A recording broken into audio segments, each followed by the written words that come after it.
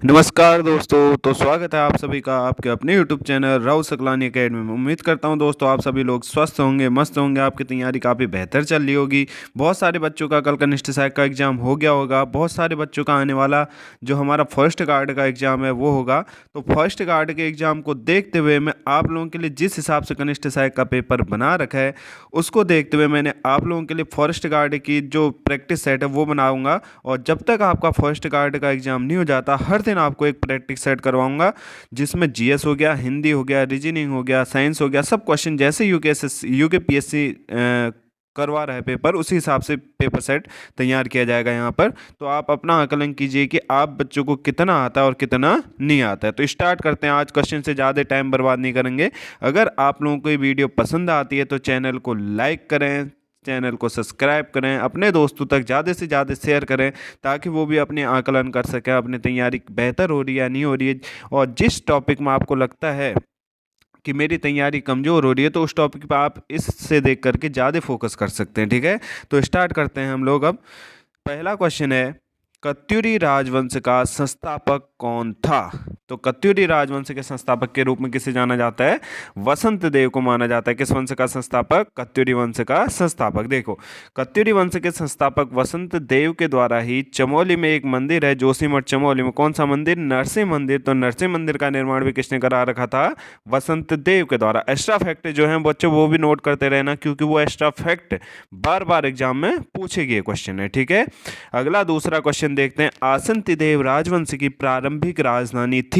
आसंतिदेव जो राजवंश है इसकी प्रारंभिक राजधानी थी दोस्तों जोशीमठ। लेकिन याद रखना, आसंतिदेव के द्वारा अपनी राजधानी जोशीमठ से चेंज करके बनाई गई थी रणचूला कोट। तो आसंतिदेव की जो प्रारंभिक राजधानी है वो जरूर है जोशीमठ, लेकिन जोशीमठ से बाद में आसंतिदेव ने अपनी राजधानी चेंज करके कहाँ बनाई थी? तो ये बनाई थी कहाँ पर? ये बनाई थी रणचूला कोट में। तीसरा क्वेश्चन देखिए, नेपाली राजा अशोक चल्ल ने कत्यूरियों पर कब आक्रमण किया था? तो नेपाली राजा अशोक चल्ल के द्वारा कत्यूरियों पर आक्रमण किया गया था 1191 ईस्वी में। कब किया गया था?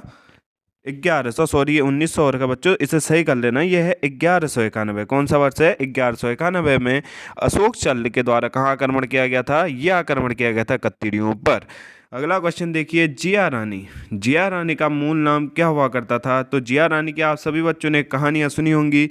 हमारे जो कुमाऊं की झांसी की रानी है उन किसे माना जाता है? जिया रानी को कहा जाता है। मैंने बोला जिया रानी का मूल नाम क्या था? तो जिया रानी का मूल नाम हुआ करता था मौला देवी, प्योला या पिंगला। इसमें देखो मौला देवी लिखा है, साथ में आप ऐड कर सकते हो प्योला या पिंगला। जिया रानी का मूल नाम क्या हुआ करता था? मौला देवी, प्योला या फिर पिंगला। अगला क्वेश्चन, पांचवा क्वेश्चन, आदि गुरु शंकराचार्य ने अपने प्राण कब त्यागे थे? आप क्वेश्चन करते जाना बच्चों, खुद को तलाशना कि मेरे को कितने क्वेश्चन आ रहे हैं, कितने क्वेश्चनों का मुझे आंसर आ रहा है, और बताना कि आपके कितने क्वेश्चन के आंसर सही हो रहे हैं। कमेंट करके कमेंट बॉक्स पे जरूर बताना। आदि गुरु शंकराचार्य ने अपने प्राण कब त्यागे थे? तो ये त्यागे थे 820 में केदारनाथ में। क्वेश्चन पूछा जाता है कि आदि गुरु शंकराचार्य जी का आगमन उत्तराखंड में जो हुआ था किस राजा के टाइम पे हुआ था? तो उस टाइम पे हुआ करते थे कत्यूरी राजा भूदेव। भूदेव के टाइम पे आए थे आदि गुरु शंकराचार्य जी, और आदि गुरु शंकराचार्य जी ने ही हमारे बद्रीनाथ मंदिर का निर्माण और केदारनाथ मंदिर का निर्माण किया था। और बाद में इसी केदारनाथ में समाधि स्थल बनाया गया है 820 में। किस व्यक्ति का? आदि गुरु शंकराचार्य जी का। और आदि गुरु शंकराचार्य जी के प्रभाव में आकर ही भूदेव के द्वारा एक उपाधि ली गई थी बौद्ध श्रमण शत्रु, यानी बौद्ध धर्म का शत्रु बन गया था। कौन व्यक्ति? वो बन गया था भूदेव। छठा क्वेश्चन है, तैमूर लंग का हरिद्वार पर आक्रमण कब हुआ?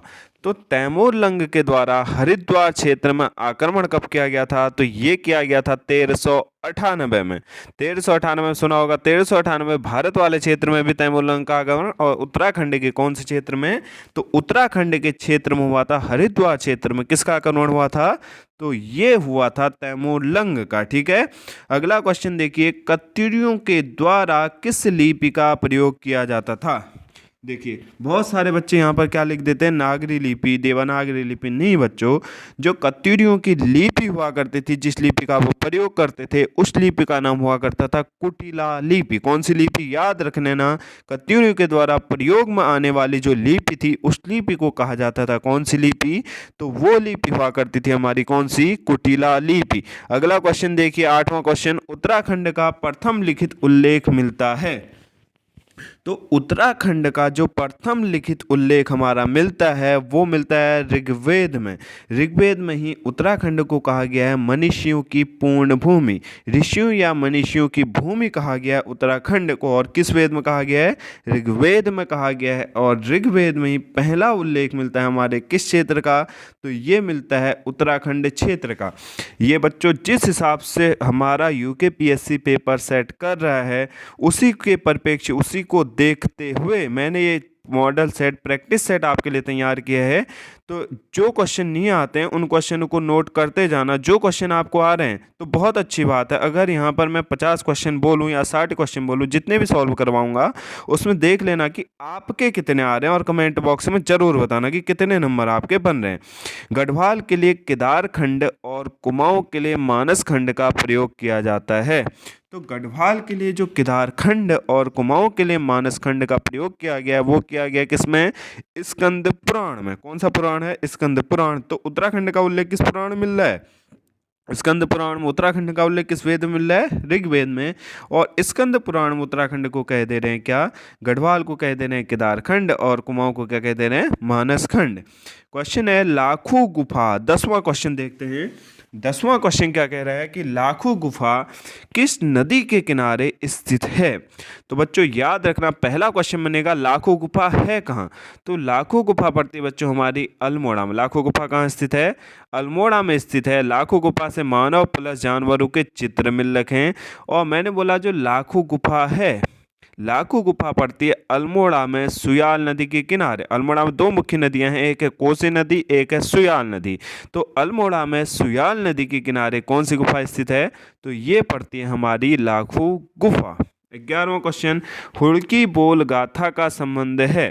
तो हुड़की बोल जो गाथा है हमारी, उसका संबंध है कृषि और खेती बाड़ी से। कृषि और खेती बाड़ी से किसका संबंध है, तो ये संबंध है हमारा किसका, तो ये संबंध है हमारा हुड़की बोल गाथा का। किसका संबंध है, हुड़की बोल गाथा का। या फिर हुड़की बोल गाथा का ही संबंध तुम कह सकते हो खरीफ की फसल से। यानी धान की रोपाई जब की जाती है तो कहते हैं कि एक व्यक्ति बीच में जो तुम्हारा गाना गाता है और ढपली टाइप की बजाता है, उसके साथ सब लोग क्या करते हैं, उस चीज़ को दोहराते हैं। तो खरीफ की फसल से संबंध है किसका, हुड़की बोल गाथा का। अगला क्वेश्चन है 12वां क्वेश्चन, बाड़ा वाला यज्ञ वेदिका कहाँ से प्राप्त हुई है। तो बाड़ा वाला यज्ञ वेदिका का संबंध, क्वेश्चन पूछा गया है कि बाड़ा वाला यज्ञ वेदिका का संबंध है किस व्यक्ति से। तो बाड़ा वाला यज्ञ वेदिका का निर्माण कराया था राजा सीलवर्मन के द्वारा। राजा सीलवर्मन ने निर्माण कराया था किसका, तो राजा सीलवर्मन के द्वारा निर्माण कराया गया था बाड़ा वाला यज्ञ वेदिका का। और बाड़ा वाला जो यज्ञ वेदिका है वो प्राप्त होती है हमारी जगत ग्राम से। बाड़ा वाला यज्ञ वेदिका का निर्माण किसने करा रखा है, सीलवर्मन के द्वारा। ये प्राप्त होती है जगत ग्राम से, और जगत ग्राम हमारा स्थित है देहरादून डिस्ट्रिक्ट में। अगला क्वेश्चन है, उत्तराखंड में राजस्व पुलिस व्यवस्था लागू हुई थी। बहुत इंपॉर्टेंट क्वेश्चन है और बहुत बार पूछा गया क्वेश्चन है कि उत्तराखंड में राजस्व पुलिस व्यवस्था कब लागू की गई थी। तो उत्तराखंड जो हमारा क्षेत्र है, यहाँ पर राजस्व पुलिस व्यवस्था को लागू किया गया था 1874 में। कब लागू किया गया है, 1874 में उत्तराखंड क्षेत्र में राजस्व पुलिस व्यवस्था को लागू किया गया था। दोस्तों वीडियो को पूरी देखना, एक भी क्वेश्चन स्किप मत करना, क्योंकि इसमें करंट अफेयर्स के भी क्वेश्चन डाले हैं, हिंदी के भी डाले हैं, जीएस के भी डाले हैं, उत्तराखंड के भी डाले हैं। तो पूरा आकलन करना अपना कि आप लोगों के कितने नंबर बन रहे हैं। तो उत्तराखंड राजस्व पुलिस व्यवस्था जो लागू की गई है ये हुई है 1874 में। और अभी तुम्हें लग रहा होगा कि जो क्वेश्चन का लेवल है सिंपल है, धीरे धीरे देखो बच्चों, धीरे धीरे क्वेश्चन का जो लेवल है ऊपर होते जाएगा। ठीक है, पहले धीरे धीरे कम, फिर ज़्यादा ज़्यादा ज़्यादा ऊपर बढ़ते रहेंगे हम लोग। उत्तराखंड में जीएसटी विधेयक पारित करने वाला कौन सा राज्य है?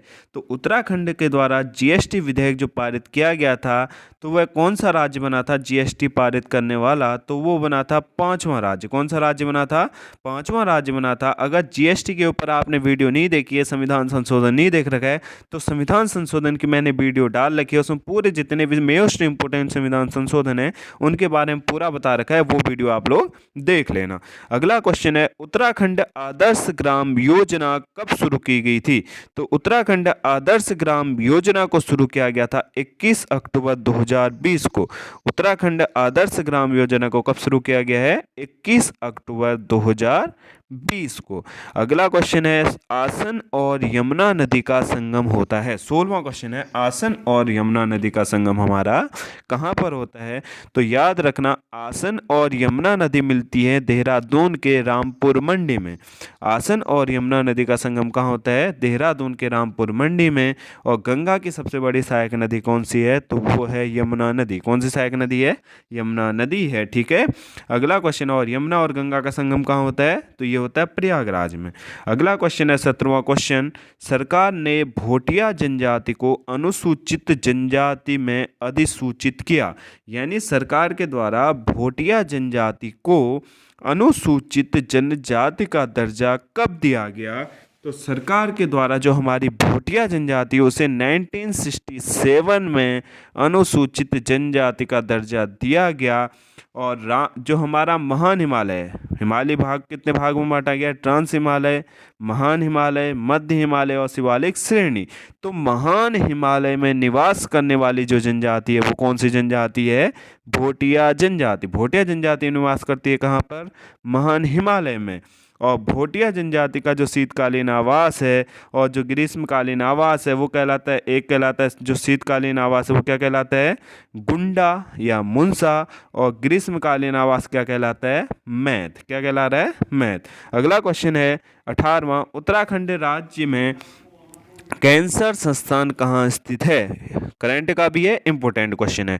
तो उत्तराखंड जो हमारा राज्य है यहाँ पर कैंसर संस्थान स्थित है हल्द्वानी में। उत्तराखंड राज्य कैंसर संस्थान कहाँ स्थित है? तो ये स्थित है हमारे कहाँ पर? ये स्थित है हमारे हल्द्वानी में। अगला 19वां क्वेश्चन है, मोरी हनोल जल विद्युत परियोजना किस नदी पर स्थित है? तो मोरी हनोल जो जल विद्युत परियोजना है ये बनाई गई है टोंस नदी पर। किस नदी पर बनाई गई है? टोंस नदी पर। और टोंस निकलती है दो भागों में, एक निकलती है रूपिन और एक निकलती है सुपिन। रूपिन और सुपिन का संगम होता है नेटवाड़ में, और नेटवाड़ में ये परियोजना बनाई गई है नेटवाड़ जल विद्युत परियोजना। वो भी बनी हुई है टोंस नदी पर। और इसके बाद रूपिन और सुपिन जब नेटवाड़ में मिलती हैं तो इसके बाद नदी बहती है टोंस नदी। कौन सी नदी बहती है? टोंस नदी। और टोंस नदी वह नदी है जो कि हिमाचल और उत्तराखंड की सीमा का निर्धारण करती है। तो हिमाचल और उत्तराखंड की सीमा का निर्धारण भी कौन सी नदी कर रही है? टोंस नदी। ठीक है। अगला है, किस जनजाति के द्वारा कंडाली उत्सव मनाया जाता है? तो कंडाली उत्सव का ही पहली बात याद रखना, कंडाली उत्सव का जो अन्य नाम है वो है किरजी भौमो उत्सव। कंडाली उत्सव को अन्य किस नाम से जाना जाता है? तो कंडाली उत्सव का अन्य नाम है किरजी भौमो उत्सव। और कंडाली उत्सव मनाया जाता है भोटिया जनजाति के द्वारा। कंडाली उत्सव किसके द्वारा बनाया जा रहा है? तो कंडाली उत्सव बनाया जाता है भोटिया जनजाति के द्वारा। और कंडाली उत्सव को भोटिया जनजाति के द्वारा बनाया जाता है प्रत्येक 12 साल बाद। ठीक है, 12 साल बाद बनाया जाता है कंडाली उत्सव।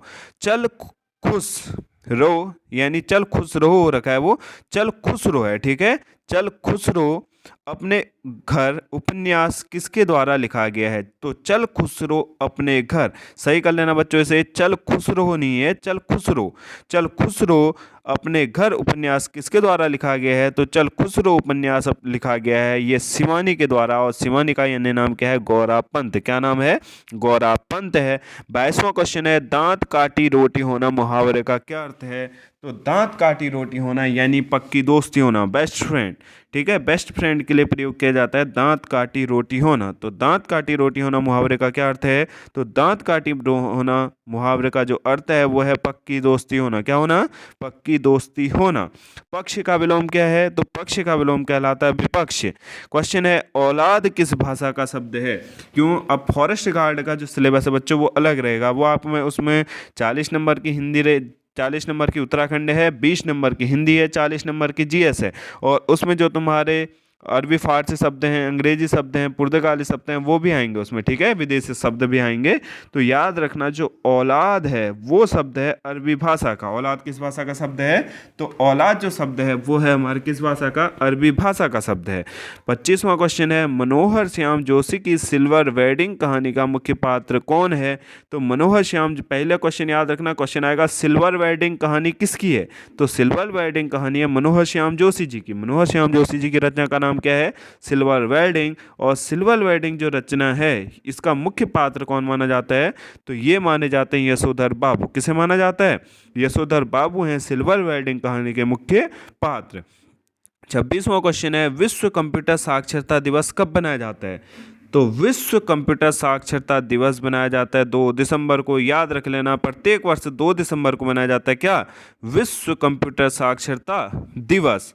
अगला क्वेश्चन है, ये करंट का क्वेश्चन है कि हाल ही में प्रधानमंत्री नरेंद्र मोदी ने भगवान देव नारायण जी के 111वें महोत्सव को कहाँ संबोधित किया है? मैं तभी कह रहा हूँ याद रखना, पेपर मिस मत करना, एक क्वेश्चन भी मिस मत करना और पढ़ते जाना। जो नहीं आ रहे वो नोट करते हुए चलो, ये बहुत इंपॉर्टेंट क्वेश्चन है। हाल ही में प्रधानमंत्री नरेंद्र मोदी ने भगवान देव नारायण जी के 111वें महोत्सव को कहाँ संबोधित किया है? तो ये संबोधित कर रखा है राजस्थान के भीलवाड़ा जिले में। राजस्थान के भीलवाड़ा जिले में ही प्रधानमंत्री नरेंद्र मोदी ने भगवान देव नारायण की 111वें महोत्सव को संबोधित किया है। 28वां क्वेश्चन देखते हैं, 13 फरवरी से 17 फरवरी एयरो इंडिया शो 2023 का आयोजन कहाँ होगा? जो हमारा यूकेपीएससी के अब जो करंट के क्वेश्चन आ रहे हैं वो 1-2 महीने के पीछे से ही आ रहे हैं और उसी टाइम के क्वेश्चन पूछे जा रहे हैं। तो ये बहुत इंपॉर्टेंट क्वेश्चन पढ़ेंगे आपके लिए, नोट कर लेना कि 13 फरवरी से 17 फरवरी एरो इंडिया शो 2023 का आयोजन होगा। तो ये होगा बेंगलोर, और बेंगलोर किसके अंदर आता है? तो बेंगलोर आता है कर्नाटक के अंदर। ठीक है। 29वां क्वेश्चन है, हाल ही में भारत ने 12 से अधिक चीते लाने के लिए किस देश के साथ समझौता किया है? तो भारत देश ने 12 से अधिक चीते लाने के लिए जो समझौता कर रखा है वो किससे कर रखा है? तो वो कर रखा है अभी वर्तमान में किससे? दक्षिण अफ्रीका से। और इससे पहले हमने जो मंगा रखे थे वो कहाँ से मंगा रखे थे? नामीबिया से मंगा रखे थे। ठीक है, जिसे मध्य प्रदेश के कौन से नए नेशनल पार्क में रखा गया है? ये क्वेश्चन आप लोग कमेंट बॉक्स में पिन जरूर कर देना कि जो हमारे मंगाए गए थे नामीबिया से चीते वो कहाँ रखे गए, किस नेशनल पार्क में मध्य प्रदेश के। ठीक है। अगला क्वेश्चन है 30वां, हाल ही में तीसरा वार्षिक ऑरेंज फेस्टिवल 2023 कहाँ मनाया गया? तो तीसरा वार्षिक ऑरेंज फेस्टिवल 2023 बनाया गया है कोहिमा। कहाँ बनाया गया है? कोहिमा में बनाया गया है 30वां जो हमारा तीसरा वार्षिक ऑरेंज फेस्टिवल 2023। अगला क्वेश्चन है 31वां, हाल ही में 30वां राष्ट्रीय बाल विज्ञान कांग्रेस का प्रारंभ हुआ था। तो हाल ही में जो हमारा 30वां राष्ट्रीय बाल विज्ञान कांग्रेस का प्रारंभ हुआ है, तो 30वां राष्ट्रीय बाल विज्ञान कांग्रेस का प्रारंभ किया गया है अहमदाबाद। और अहमदाबाद कहाँ पड़ता है? गुजरात में पड़ता है। अहमदाबाद की जो नदी है वो कौन सी नदी है? ये कमेंट बॉक्स में पिन करना कि अहमदाबाद किस नदी के किनारे बसा हुआ है। और अहमदाबाद कहाँ स्थित है? गुजरात में स्थित है। और यहीं पर बनाया गया 30वां राष्ट्रीय बाल विज्ञान कांग्रेस का प्रारंभ हुआ है। 32वां क्वेश्चन है, क्या कह रहा है? हाल ही में कौन सी राज्य सरकार प्रकृति और पक्षी महोत्सव के 7वें संस्करण की मेजबानी करेगा? तो जो हमारा प्रकृति और पक्षी महोत्सव का 7वां संस्करण होने वाला है, इसकी जो मेजबानी करने वाला है वो करेगा हमारा कौन? उत्तर प्रदेश। उत्तर प्रदेश के द्वारा किस संस्करण की मेजबानी की जाएगी? तो वो की जाएगी पक्षी महोत्सव के 7वें संस्करण की मेजबानी। 33वां क्वेश्चन देखते हैं, हाल ही में किसने सी फीडस द वर्ल्ड कार्यक्रम प्रारंभ किया है? हाल ही में किसने सी फीडस द वर्ल्ड कार्यक्रम को प्रारंभ किया है? तो ये क्या है? पेप्सिको फाउंडेशन के द्वारा। पेप्सिको फाउंडेशन के द्वारा स्टार्ट किया गया है सी फीडस द वर्ल्ड वर्ल्ड कार्यक्रम। और बच्चों ये क्वेश्चन पूछा गया क्वेश्चन है, अभी अभी एसएससी या फिर किसी एग्जाम में पूछा गया है, मेरे दिमाग में अभी आ नहीं रहा है, बट ये क्वेश्चन पूछ चुका है, ठीक है आयोग। अगला क्वेश्चन है 34वां, हाल ही में United Nation Education Scientific and Cultural Organization UNESCO यानी यूनेस्को ने किस देश के ओडिशा को डेंजर साइट में विश्व धरोहर घोषित किया है? यूनेस्को के द्वारा United Nation Education Scientific and Cultural Organization के द्वारा ओडिशा को डेंजर साइड में विश्व धरोहर घोषित किया गया है। तो विश्व धरोहर घोषित किया गया है डेंजर जोन में साइड में, तो वो है यूक्रेन को। अभी तुमने देखा होगा यूक्रेन और रशिया की लड़ाई को लगभग 1 साल से ऊपर हो चुका है और अभी भी वो क्या है, ख़त्म नहीं हुई है। उससे तो यूनेस्को के द्वारा उसे रख दिया गया किसमें, डेंजर साइड में। और यूक्रेन से जो हमारे भारतीय हैं उनको निकालने के लिए एक ऑपरेशन चलाया गया था। उस ऑपरेशन को क्या नाम दिया गया था? तो उस ऑपरेशन को दिया गया था ऑपरेशन गंगा नाम। क्या दिया गया था? यूक्रेन से भारतीयों को निकालने के लिए जो ऑपरेशन चलाया गया उस ऑपरेशन को नाम दिया गया है कौन सा? ऑपरेशन गंगा। 35वां क्वेश्चन है, हाल ही में किस राज्य सरकार ने युवाओं को बेरोजगारी भत्ता देने के लिए घोषणा की है? बहुत बड़ी बात है बच्चों, युवाओं को बेरोजगारी भत्ता देने की जो घोषणा की है तो वो घोषणा कर रखी है छत्तीसगढ़ राज्य के द्वारा। छत्तीसगढ़ राज्य ने कहा है कि हम युवाओं को क्या देंगे, बेरोजगारी भत्ता देंगे। 36वां क्वेश्चन है, हाल ही में डाटा गोपनीयता दिवस बनाया गया। तो डाटा गोपनीयता दिवस बनाया गया 28 जनवरी को। इसी टाइप के क्वेश्चन अब कंप्यूटर में पूछ रहा है यूकेपीएससी, तो याद रख लेना डाटा गोपनीयता दिवस जो बनाया गया है ये बनाया गया 28 जनवरी को। कब बनाया गया है? तो डाटा गोपनीयता दिवस बनाया गया 28 जनवरी को। 37वां क्वेश्चन है, हाल ही में कहाँ प्रवासियों का पहला सर्वेक्षण प्रारंभ किया गया? तो प्रवासियों का पहला सर्वेक्षण प्रारंभ किया गया है झारखंड में। कहाँ प्रारंभ किया गया है? तो झारखंड में प्रारंभ किया गया प्रवासियों का पहला सर्वेक्षण। 38वां क्वेश्चन है, हाल ही में भारत ने किस देश के साथ सांस्कृतिक सहयोग पर 5 वर्ष के लिए समझौता किया है? तो सांस्कृतिक सहयोग के लिए भारत ने जो 5 वर्ष के लिए सहयोग किया है, 5 वर्ष के लिए जो समझौता किया है सांस्कृतिक सहयोग के लिए, वो कर रखा है इजिप्ट के साथ। किसके साथ कर रखा है वो? तो वो चीज़ें कर रखी हैं इसने किसके साथ? इजिप्ट के साथ कर रखा है। अगला क्वेश्चन है, आप देखो भारतीय संविधान के जो क्वेश्चन है वो बना रखे हैं मैंने इसमें। भारतीय संविधान की कौन सी विशेष व्यवस्था इंग्लैंड से ली गई है? तो इंग्लैंड से हमने व्यवस्था ले रखी है संसदीय व्यवस्था। संसदीय व्यवस्था को कहाँ से ले रखा है हमने? इंग्लैंड से ले रखा है। साथ में ही राष्ट्रपति का पद कहाँ से लिया गया है? तो राष्ट्रपति का पद भी कहाँ से लिया गया है? ब्रिटेन से लिया गया है। द्विसदनीय शासन व्यवस्था, द्विसदनीय प्रणाली भी कहाँ से ली गई है? द्विसदनीय व्यवस्था ली गई है कहाँ से? ब्रिटेन से, यानी ये हमारा इंग्लैंड से। और हमारा राष्ट्रपति का पद इंग्लैंड से। संसदीय शासन व्यवस्था कहाँ से ली गई है? वो भी ली गई है कहाँ से? ब्रिटेन से। भारतीय संविधान का कौन सा लक्षण आयरिश संविधान से अनुप्रेरित है? यानी हमारे आयरिश संविधान से, आयरलैंड के संविधान से हमने क्या ग्रहण कर रखा है? तो आयरलैंड के संविधान से हमने क्या ले रखा है? अपने नीति निर्देशक तत्व डीपीएसपी। तो डीपीएसपी को हमने किससे ले रखा है? तो डीपीएसपी को हमने ले रखा है आयरिश संविधान यानी आयरलैंड के संविधान से। और एक चीज़ याद रखना बच्चों, बहुत इंपॉर्टेंट क्वेश्चन बनता है कि डीपीएसपी के खिलाफ क्या हम सुप्रीम कोर्ट और हाई कोर्ट में याचिका दायर कर सकते हैं? तो याद रखना डीपीएसपी के खिलाफ हम सुप्रीम कोर्ट या हाई कोर्ट में याचिका दायर नहीं कर सकते हैं।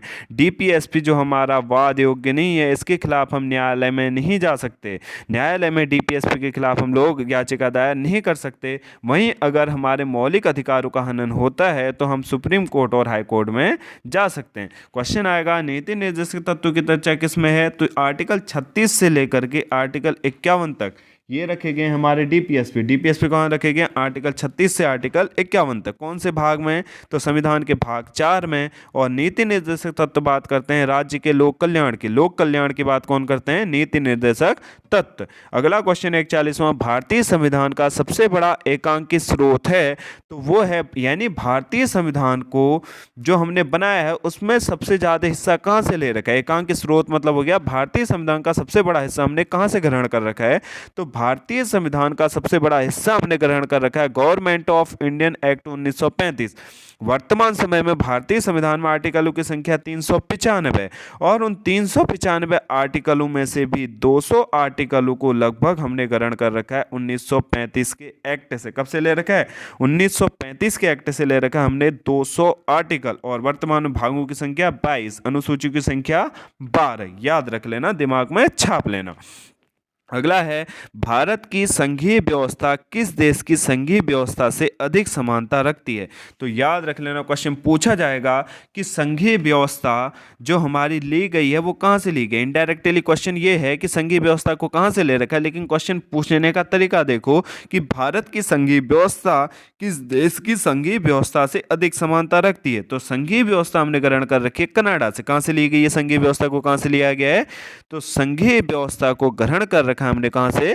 कनाडा से। अगला क्वेश्चन है 43वां, भारतीय संविधान में समवर्ती सूची की अवधारणा ली गई है। तो भारतीय संविधान में याद रख लेना बच्चों, समवर्ती सूची हमने ले रखी है ऑस्ट्रेलिया के संविधान से।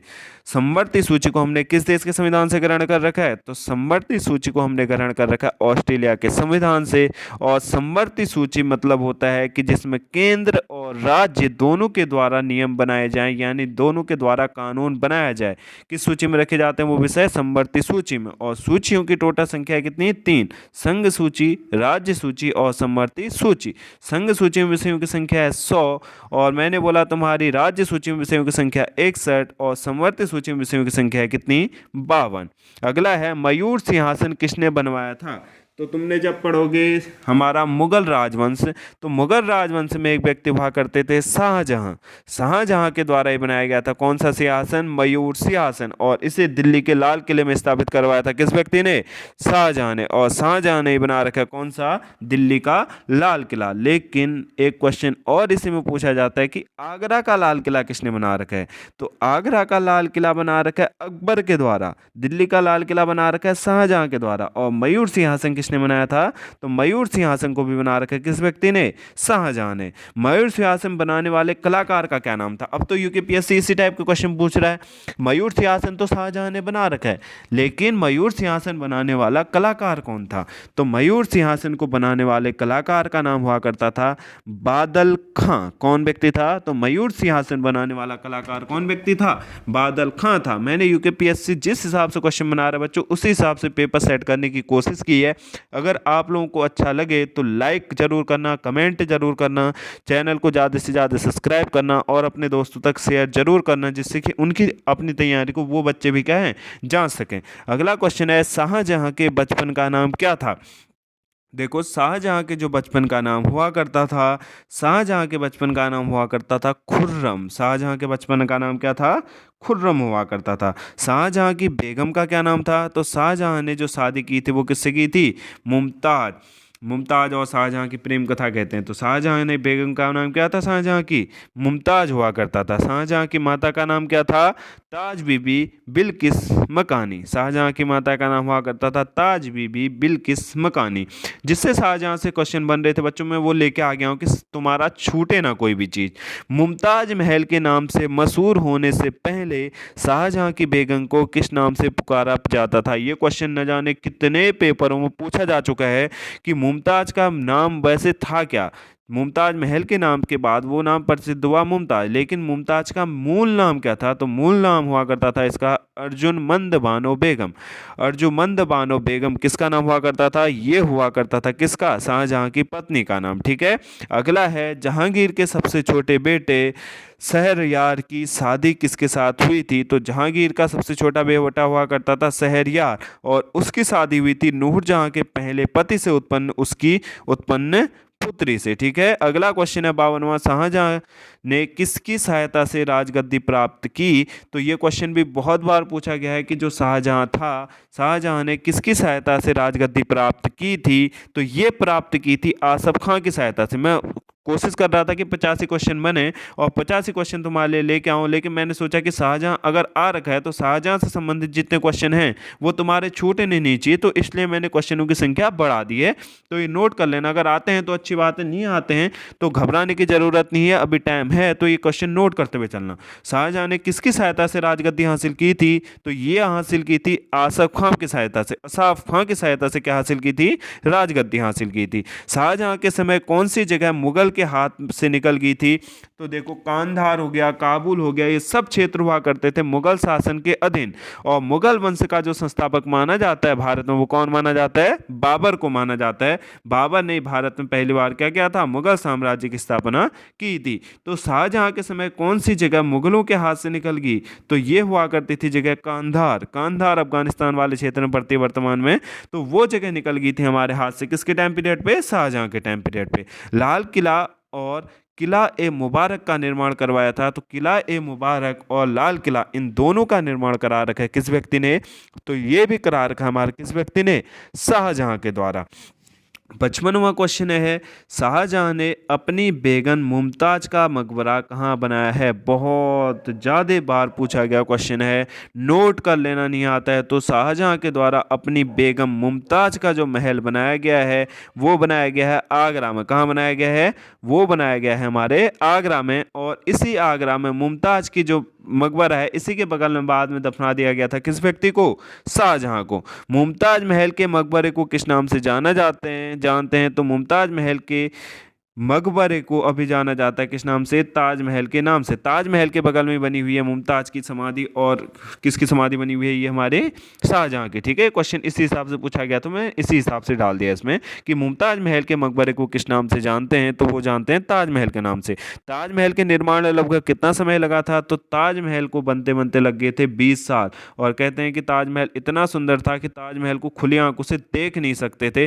खुली आंखों से अगर उसे देख लिया जाए तो आंखें फूट जाती, इसीलिए उसमें कवर चढ़ाया गया था जिससे किसी की आंखों में दुष्प्रभाव ना पड़े। तो चमक देख लो, हीरे गड़े हुए थे, वो सब अंग्रेज लोग क्या कर ले गए? बाद में निकाल के ले गए। 20 साल लगे थे। कितने इसमें मिस्त्री नहीं लगे होंगे, खुद सोच लो। ताजमहल का निर्माण कार्य कब शुरू किया गया? तो ये शुरू किया गया था 1632 ईस्वी में। ताजमहल का निर्माण कार्य कब स्टार्ट किया गया? तो ये स्टार्ट किया गया था 1632 ईस्वी में। 59वां क्वेश्चन है, ताजमहल के वास्तुविद कौन थे? तो ताजमहल का जो वास्तुविद था, यानी जो ताजमहल को बनाने वाला वास्तुविद था, वो कौन था? तो वो था उस्ताद इंसा खां और उस्ताद अहमद लाहौरी। उस्ताद इंसा खां और उस्ताद अहमद लाहौरी हुआ करते थे ताजमहल के वास्तुविद। 60वां क्वेश्चन है, ताजमहल को बनाने में इस्तेमाल किया संगमरमर कहाँ से लाया गया? तो ताजमहल को बनाने में जो इस्तेमाल किया गया संगमरमर है वो है राजस्थान के मकराना क्षेत्र से। कहाँ का? राजस्थान का मकराना क्षेत्र। और राजस्थान का मकराना क्षेत्र किस लिए प्रसिद्ध है वर्तमान में भी? तो वो प्रसिद्ध है अपने संगमरमर के लिए। ठीक है। और अगला क्वेश्चन है, लास्ट क्वेश्चन आज के दिन का। तो लास्ट क्वेश्चन है, आगरा का मोती मस्जिद किसने बनवाया था? तो आगरा के मोती मस्जिद को बना रखा था किस व्यक्ति के द्वारा? शाहजहां के द्वारा बनाया गया था। दोस्तों, अगर आपको लगता है कि आपके लिए ये जो हमारा प्रैक्टिस सेट है ये आपके लिए काम आ सकता है, आपको बहुत लाभ पहुंचा सकता है, तो ज़्यादा से ज़्यादा कमेंट करें और बताना कि मैं ये सीरीज़ स्टार्ट रखूं या बंद कर दूं। ठीक है, तो बहुत बहुत धन्यवाद आपके इसी प्यार के लिए। अपना प्यार बनाए रखें। जय हिंद, जय भारत।